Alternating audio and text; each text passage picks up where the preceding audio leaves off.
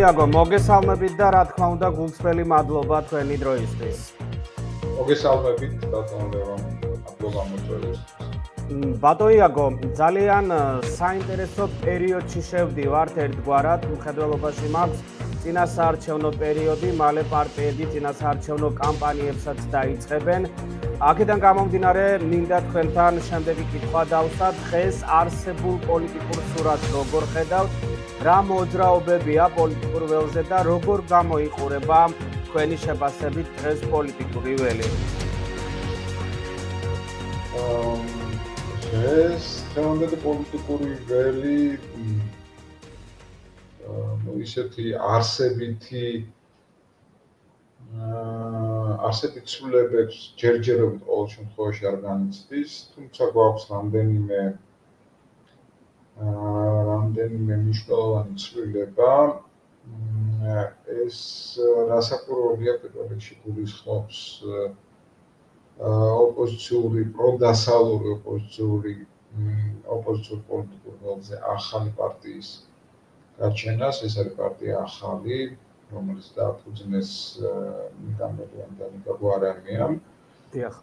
მე ვფიქრობ, რომ ეს ამ პარტია შეუძლია იბრძოლოს მცირე ბარიერის 5%-იანი ბარიერის გადალახვისთვის. ამის წინაპირობები ამ პარტიისთვის არსებობს. ამ წინაპირობებიდან ორს გამოყოფდი. ერთი ესაა ნაციონალური მოძრაობის გამოთავისუფლებული ამ მრჩეველი, რომელიც ნიკარაგუის გახვა პარტიიდან წასვლის შემდეგ და თვალყურა გაუწევთ რეალობას, რომ ეს ასე მოხდა, ეს არ ყოფილა მხოლოდ განხეთქილება პარტიის ლიდერებში, ეს გარკვეულწილად იყო განხეთქილება ამ მრჩევლებშიც. და მეორე წინაპირობა მდგომარეობს იმაში, რომ ამ პარტიამ აქცენტი გააკეთა ახალგაზრდებზე, პარტიის პრეზენტაცია პირველად სწორედ ახალგაზრდების წარდგენით მოხდა. ეს ახალგაზრდები არ არიან დამძიმებული პოლიტიკური წარსულით, მათ შორის ნაციონალური მოძრაობის ცოდვებით და ისინი სულთაფურთლიდან იწყებენ საკუთარ პოლიტიკურ საქმიანობას. ეს ორი აქცენტი აქვს ახალ პოლიტიკურ პარტიას. მე ვფიქრობ, რომ სწორად გათვლილი აქცენტი. სიახლე კიდე ოპოზიციურ პოლიტიკურ ველზე არის ის, რომ ქართულმა ოცნებამ გააძლიერა შეტევა პროდასალურ ოპოზიციაზე, პროდასალურ ოპოზიციურ პარტიებზე და გადაწყვიტა, რომ არაპროდასალურ ოპოზიციურ პარტიებსაც წაართვეს ამ მრჩეველი. ამას უნდა მივაწეროთ სწორედ ის კონსერვატიული ხასიათის მესიჯები და ულტრამემარჯვენე მესიჯები, რაც ქართულ ოცნებას გამოაქვს წინა პლანზე. მოკლედ ქართული ოცნება ცდილობს, რომ არც ერთი ხმა, რომელსაც საარჩევნო ხმა, რომელსაც შეუძლია მიწვეს, არ დაკარგოს და ის პარტიები, ულტრამემარჯვენე პარტიები, თქვათ პატრიოტთა ალიანსი, ალტინფო და ასე შემდეგ, გააქროს ოპოზიციური პოლიტიკური ველიდან და ამ ტიპის ამ მრჩეველიც მიერთოს. ესეც გარკვეულწილად სიახლეა დღევანდელ პოლიტიკურ ვითარებაში. სხვა მხრივ, მე ვფიქრობ, რომ ოპოზიციური პოლიტიკური პარტიები ჯერ კიდევ ფიქრის პროცესში არიან, დაგეგმვის პროცესში არიან, როგორ გადაჯგუფდნენ, რა სახის ერთობა შექმნან, იმიტომ რომ ისინი იწყებენ გაცნობიერებას იმისა, რომ დღევანდელი დიზაინით ისინი შესაძლოა დარჩნენ პარლამენტის გარეთ, ვერ გადავახოთ 5%-იანი ბარიერით და კიდევ უფრო მეტია, მოემსახურონ ქართული ოცნების ხელისუფლებაში დარჩენას. ბატონო იაგო, ოპოზიციასთან დაკავშირებით კიდევ რამდენიმე კითხვა მექნება, რა თქმა უნდა და ერთ-ერთი კითხვა არის ხედავთ თუ არა გარკვეულ შესაძლებლობებს, გარკვეული რაღაც გაერთიანების ოპოზიციაში, ამაზე ოდნავ მოგვიანებით ვისაუბრებთ. მანამდე მინდა დაგისვათ კითხვა ახალ პარტიაზე, ნიკა მელია და ნიკა გვარამიას მიერ შექმნილ პარტიაზე. გარკვეულწილად ბევრი ისაუბრეთ ამ პარტიის შესაძლებლობაზეც.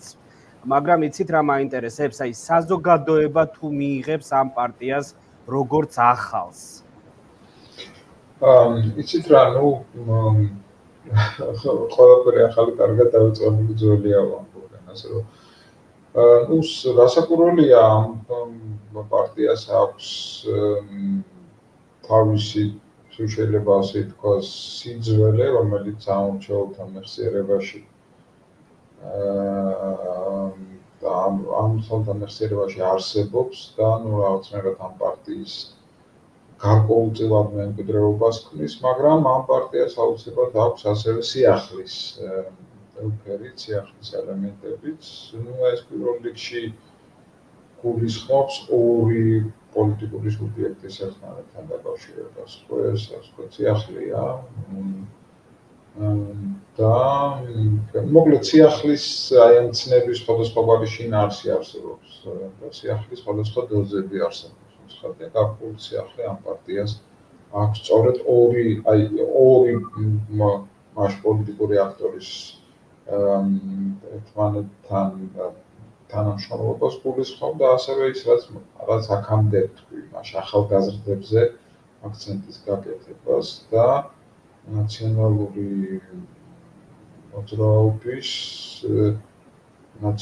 მოძრაობაზე განაწყენებული ყოფილი ნაციონალური მოძრაობის ყოფილი ამორჩეულების მობილიზებას. ესეც სიახლეა, იმიტომ რომ ეს ადამიანები რაღაცნაირად იყვნენ გაფანტული ოპოზიციურ სივრცეში და ეძებდნენ დასაყრდენს. მე ვფიქრობ, ასეთი ნაციონალური მოძრაობის ყოფილი ამორჩეულებისთვის ეს პარტია გახდება დასაყრდენი. ანუ თქვენი სიტყვებიდან გამომდინარე, ახალი პარტია ისევ და ისევ ნაციონალური მოძრაობის ძველი მხარდამჭერის მობილიზაციას იძლევს და არა ქართული ოცნების სამომრჩეველზე ვერანაირ გავლენას ვერ იქონიებს იმ მოდელზეც, რომელიც ქართულ ოცნებაზე გაბრაზებულია. არა, ესე იგი სტრატეგია არ მithქვამს, მაშინ მოდი ასე ვთქვათ, ერთი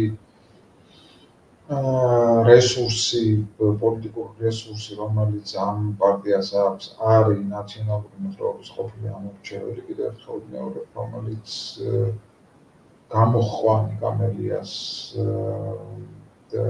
ნაციონალური მოძრაობიდან და ეს ხალხი ნამდვილად არსებობს და ამიტომ მათი არ გათვალისწინება ცხადი არ შეიძლება და არ შეიძლება არ ვთქვათ ის, რომ ახალ პარტიას ერთ-ერთი მნიშვნელოვანი რესურსი და დასაყრდენი სწორედ ამ ნაწილში აქვს, მაგრამ მარტო ეს არ არის.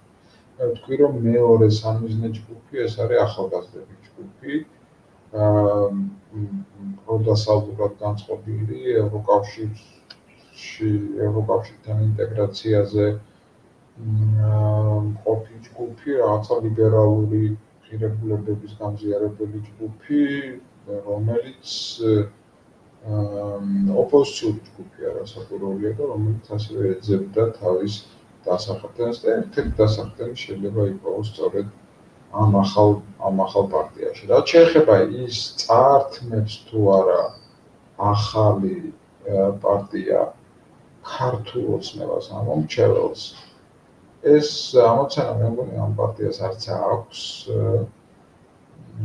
და ეს ძალიან რთული, თუ ეს ამოცანა აქვს, ეს ძალიან რთული შესაძლებელი იქნება. მე ვფიქრობ, რომ უფრო მეტად ახალი პარტია ორიენტირდება ეგრეთ წოდებულ გადაუწყოდებულ ამორჩეველზე, რომელთა ხედვით წილი ძალიან მაღალია ყველა თქო წინა გამოკითხვაში, რომელიც კი გაჟღერდა ძალიან მაღალია, ეს არის 35-40-45, მოკლედ 30%-ზე ნაკლები არ არის. ამდენად ორიენტაცია ამ ახალ პარტიას ასე გადაუწყოდება ამორჩეველზე აქვს. აღებული. მაშინ ნაციონალური მოძრაობის ყოფილი ამომრჩევლები და პლუს გადაუწყებელი ამომრჩევლების ახალგაზრდული ფრთა ან ახალგაზრდული ნაწილი. მე ვფიქრობ, რომ სულ მცირე ეს ორი დასაყრდენი აქვს ამ პარტიას დღეს. და ყველაზე მთავარი, რაც შეიძლება ოპოზიციისთვის იყოს, ეს არის ქართულ ოცნებას წაართვას სამომრჩეველი და მიაღწიოს წარმატებას და ხელისუფლების ცვლილება განახორციელოს. ამისათვის ვის აქვს რესურსი ამ შედეგისთვის და საერთოდ ხედავთ თუ არა ოპოზიციურ ფლანგზე ამ ტიპის შესაძლებლობებს, ბატონო იაგო, იმიტომ რომ ბოლო კვლევებმაც აჩვენა ოპოზიციის, ასე ვთქვათ, ბოლო რეიტინგები როგორი იყო, როგორი აქვს ხელისუფლებას. ამ ციფრებიდან გამომდინარე, თქვენ როგორ უყურებთ აი ესეთ შესაძლებლობას? ეცრანა ქართული ოცნებისთვის ხმის წართმევის პოტენცია აქვს ყველა ოპოზიციურ პოლიტიკურ ძალას, რომელიც აი მორპოლუსი არ ლაგდება, ხო, ესე იგი, ანუ შუაში სწორ ოპოზიციურ ძალებს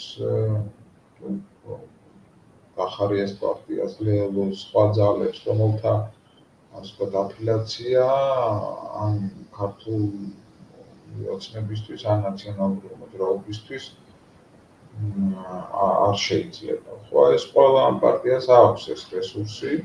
მეტნაკლებად რასაკვირველია, უფრო მეტი ვთქვათ გახარიას, უფრო ნაკლები ვთქვათ ლელოს, მაგრამ მოკლედ შუაში ისტორიული პარტიები, რომლებიც არ იდენტიფიცირდებიან ნაციონალურ მოძრაობასთან, ატარებენ იმ პოტენციას, რომ ქართული ოცნების ამორჩევლობიც მიიღოს. და ბატონო იაგო, იცით კიდევ რა მაინტერესებს, ანუ თქვენ როგორ ხედავთ ოპოზიციამ რო წარმატებას მიაღწიოს ამ არჩევნებზე, როგორ ფიქრობთ, რომელი გზა უფრო იქნება ამომრჩევლისთვის მისაღები?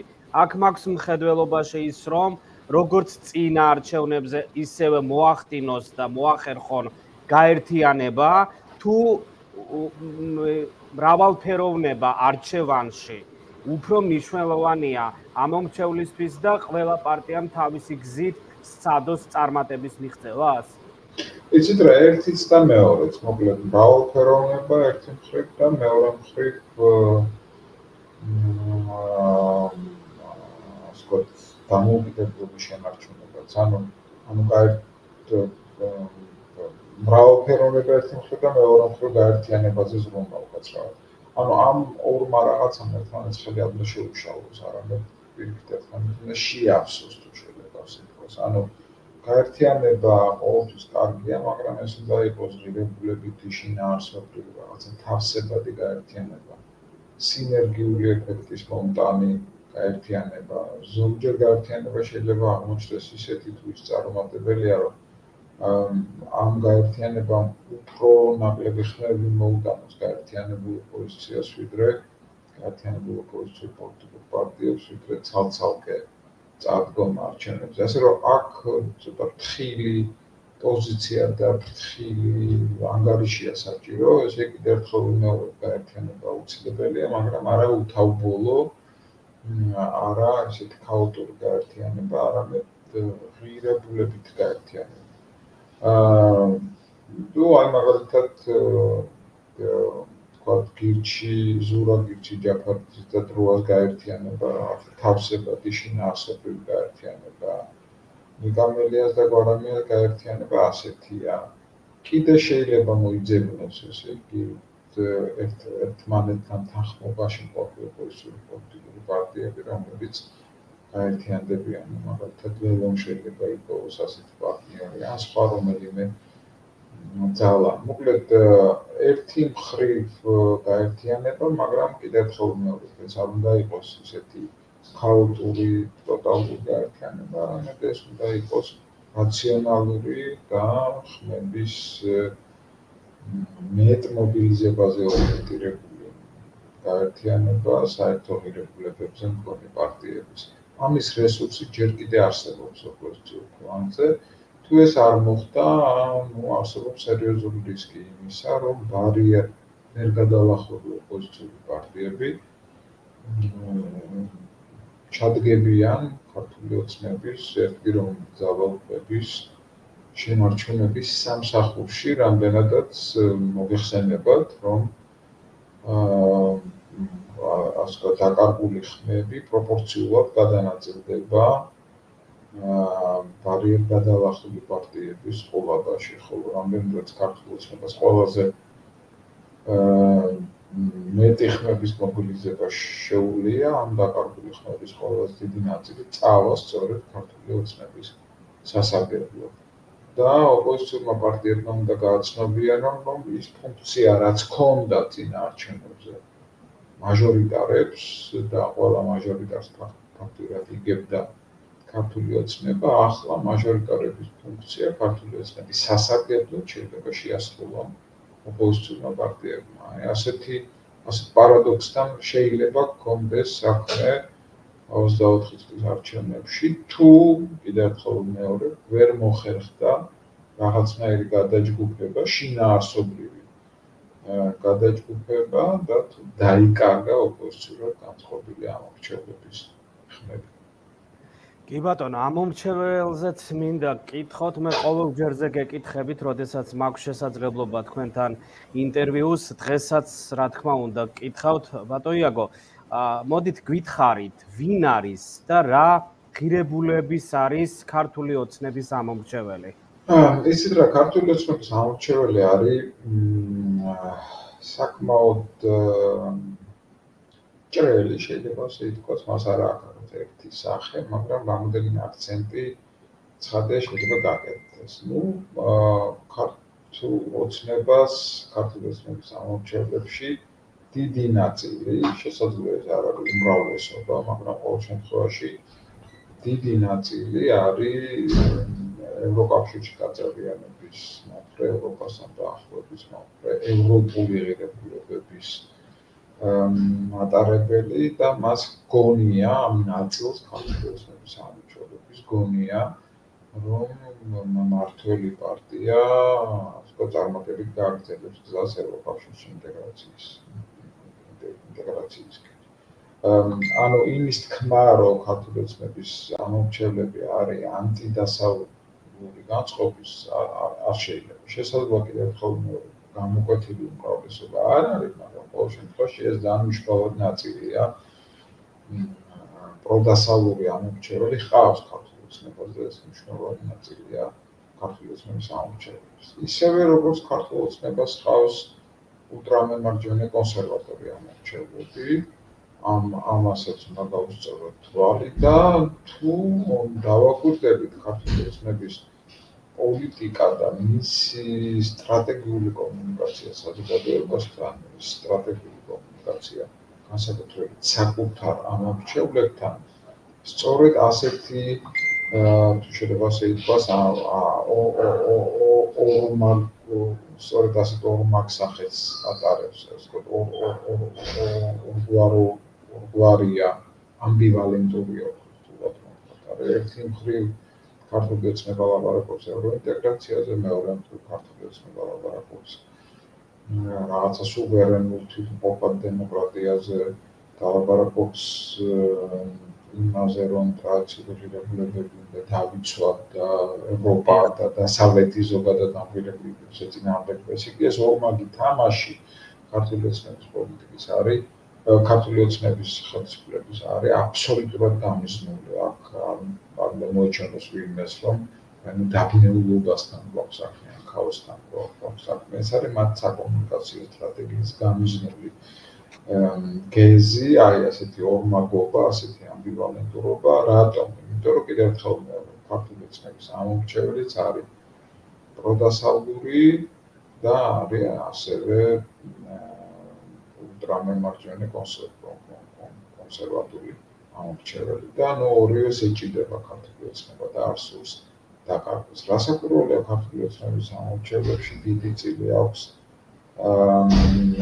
საჯარო უწყების წარმომადგენლებს, განსაკუთრებით იმ ამორჩევლებს, რომლებიც ხელისუფლებასთან, ადგილობრივი ხელისუფლების ჩათვლით არიან დაკავშირებული. ამ თვალსაზრისითაც ბევრი იშრომა, ასე ვთქვათ, ქართულმა ოცნებამ ჯერ ერთი ძალიან გაზარდა დასაქმებული ადამიანების რაოდენობა ადგილობრივ ხელისუფლებაში, მუნიციპალურ ხელისუფლებაში.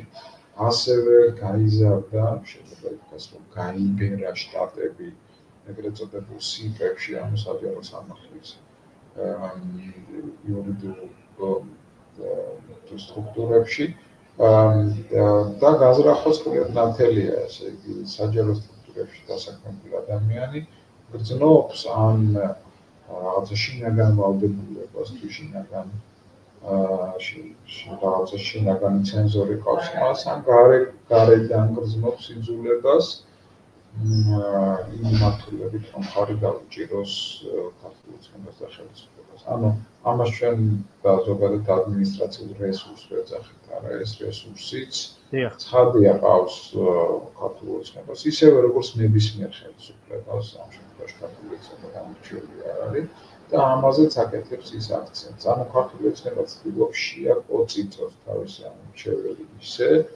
რომ სულ მცირე შექმნას კოალიცია მისი მონაწილეობით და დააკომპლექტოს მთავრობა მისი მონაწილეობით. ცხადია ის ოცნებობის გამარჯვებაზე და მისი ეს რიტორიკა 60%-იანი მხარდაჭერის არის სწორედ აი ამ თუ შეიძლება ასე ვთქვათ, განწყობის შექმნა საზოგადოებაში, რომ ის იმარჯვებს. არც ერთი კვლევა საზოგადოებრივი აზრის არც ერთ გამოკითხვა, რომელიც კი ჩატარებულა სხვადასხვა მეტნაკლებად სანდოდ და ავტორიტეტული ორგანიზაციის მიერ ქართული ოცნების 60%-იან შედეგს არაჩვენებს. ეს არის ძალიან მარტივად ვთქვათ, ტყუილი, მაგრამ ასევე არის ქართული ოცნების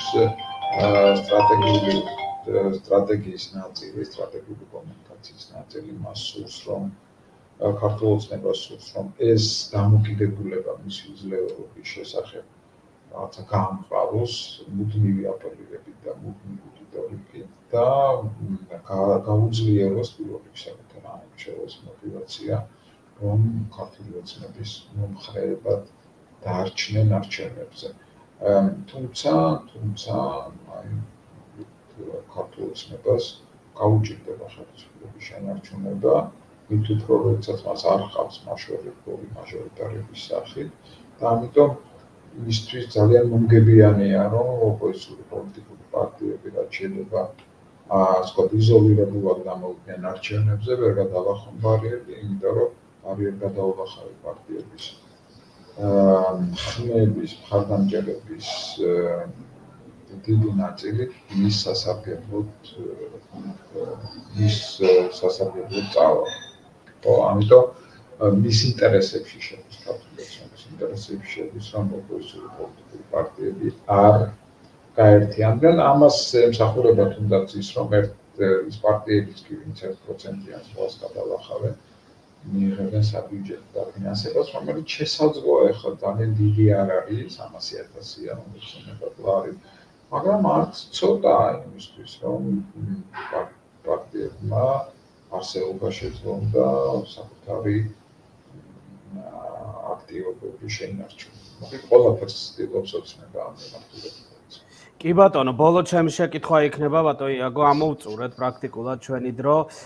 გარკვეულწილად ისაუბრეთ თუ რა სურს ქართულ ოცნებას და ბუნებრივია მისი სურვილი არის ამჯერადაც მიაღწიოს წარმატებას და გაიმარჯვოს არჩევნებზე. თუმცა ბოლო ჩემი კითხვა იქნება, რეალურად რა სურს ამ მომრჩეველს და მომწიბდა თუ არა გარემო და ამომრჩევლის ნება, რომ საქართველოში 2024 წლის არჩევნების შედეგად შეიცვალოს ხელისუფლება.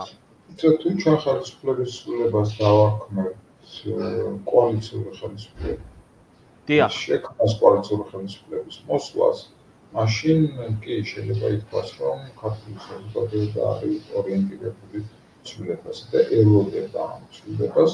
ოღონდ ერთი შენიშნავად გავაკეთოთ, ზოგჯერ წარმოუდგენიათ ხოლმე რომ კოალიციური ხელისუფლება აუცილებლად ნიშნავს ამ კოალიციაში ქართული ოცნების არ მონაწილეობას. ეს ხადი ესე არ არის, იმიტომ რომ კოალიციური ხელისუფლება შეიძლება ასევე შეიქმნა ქართული ოცნების მონაწილეობით და ეს ასე პროექტიც არის ერთ-ერთი რეალური პროექტი, რომელიც შეიძლება დადგეს 24 წლის არჩევნების შემდეგ. თუმცა მე ვფიქრობ და პრინციპში ასია, რომ კოალიციური ხელისუფლება